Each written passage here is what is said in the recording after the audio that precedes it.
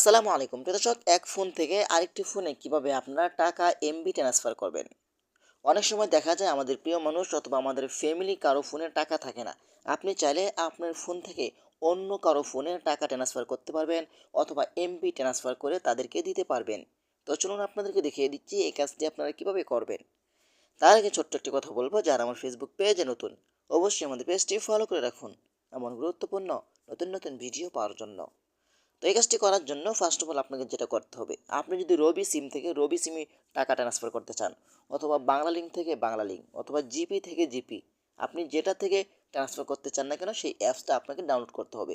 আমি যেহেতু রবি থেকে রবি সিমে টাকা ট্রান্সফার করব অথবা এমবি ট্রান্সফার করব, তো আমি রবি অ্যাপসটি ডাউনলোড করে নিছি। ওকে, রবি অ্যাপসটি ডাউনলোড করার পরে কিন্তু আপনাদের সামনে এমন একটি অপশন আসবে, আমি আপনাদেরকে প্রথম দেখিয়ে দিচ্ছি। আপনাদের সামনে এমন একটি অপশন আসবে, আপনি একটু নিচে আসবেন। হ্যাঁ, নিচে আসার পরে কিন্তু এখানে পেয়ে যাবেন গিফট নামে একটি অপশন। আপনারা গিফট অপশনের উপরে ক্লিক করবেন। এখানে ক্লিক করার পরে কিন্তু দেখতে পাবেন এখানে অনেকগুলো প্যাকেজ রয়েছে, আপনার ইচ্ছা মতো এখান থেকে কমিয়ে বাড়িয়ে নিতে পারবেন। দেখেন আমি এদিকে টানলে কিন্তু আমার প্যাকেজটা কমছে, এদিকে টানলে কিন্তু প্যাকেজটা বাড়ছে। ঠিক আছে, তো প্যাকেজটা ঠিক করার পরে আপনি কি করবেন, এখানে দেখেন গিফট রয়েছে। তারপর আপনি কি করবেন, এখান থেকে প্লেন নাও অপশনটি ক্লিক করবেন।